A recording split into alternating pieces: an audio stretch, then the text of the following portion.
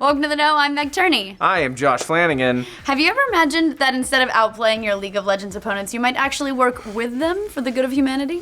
It's probably a bit hard to imagine while they say those totally untrue things about your mom, but a new piece on foreignpolicy.com is looking at how video games and the gamers who play them could be instrumental in bringing about world peace. Wait a second, we are talking about gamers here, right?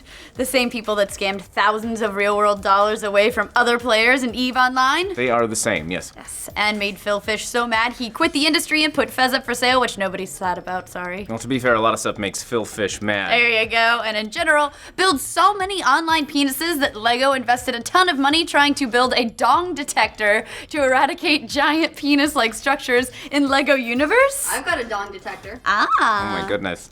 Yeah, it's true, but including Ashley's dong detector, Yes. but you have to admit all of that it's pretty funny. It is. Yeah. Very Not entertaining. bad. The point is, games have the amazing potential to elicit real change on a global scale, especially now that the scientific community is running out of ways to prove that games are bad for us and make us all into mini Hitlers, which was Mini Cooper's failed car line. And according to the article, this is only the beginning. Even though gamers typically get a bad rap in mainstream media, most coverage on media outlets this past year had to do with online harassment surrounding a number of video game controversies. There's been a major shift at using video games to do things we never thought possible before. And no, we're not talking about VR porn, although, yeah, that too. What are some of these games that aren't quite games doing? They're creating exercise programs through apps like Zombies Run, or using VR headsets like the Oculus Rift for a rising form of journalism called immersive journalism. And VR for a rising form of porn. Nailed Direction it. joke. Oh my god. Just sailing in from off screen.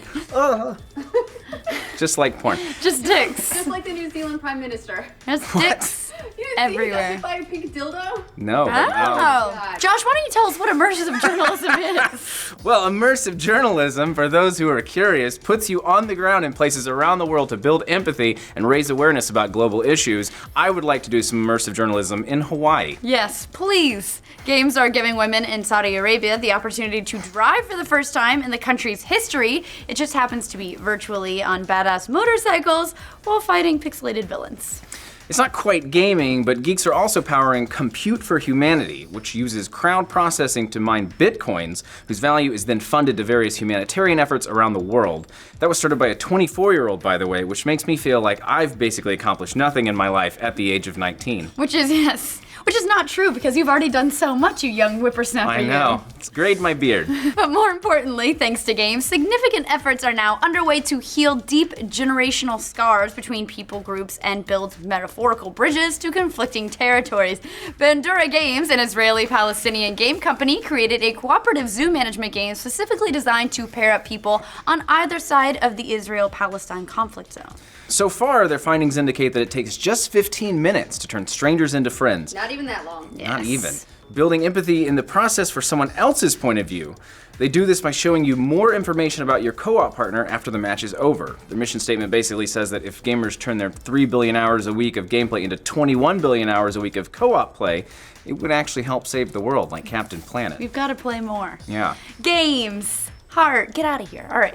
There's also Games for Peace, an organization that brings in students from the Middle Eastern countries together for co-op endeavors in Minecraft and Team Fortress 2, learning to work together and interacting in digital spaces. Who knew that a game so full of goofy hats could do so much? This is a far cry from the types of things that games and their hardware used to be put toward just a decade ago. The US Army, my alma mater, famously launched America's Army as a recruitment tool back in 2002 when it identified video games as a place to win over young people. Because shooters, that's what the kids love. Is that how they got you, Josh? That's exactly how That's they what got me. they I got said, you. You got this AAA title, can I get to Can I get to do that? Yeah! Then there was the time the US Air Force bought over 2,000 PlayStations to be used for their supercomputer for things like missile guidance. Come on, we all know that they just wanted to play Katamari Damacy.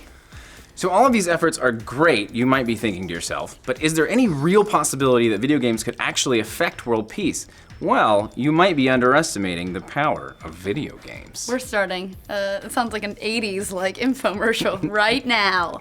The numbers are actually pretty staggering. Recent studies show that there are 1.2 billion people playing video games all around the world. That's 17% of the world's population, if you're curious, and it's actually higher than the percentage of the world that owns a car. Priorities. Priorities, That's what yes. Yeah. But what's more important than the number of people playing video games is just how diverse that 1.2 billion people are.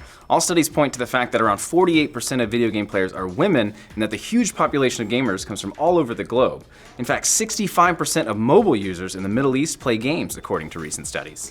Then there's the whole money factor, more specifically that gaming makes a crap load of it. And let's get real, we all know that the most important stat of all is how much money something makes. Worldwide, gaming brings in over $90 billion in revenue, and if the trends are anything close to what they are in the US, it's likely that gaming is bigger than newspapers, radio, magazines, film, and even music around the globe. In America, every 13 cents of every dollar spent on entertainment goes to video games. Wow.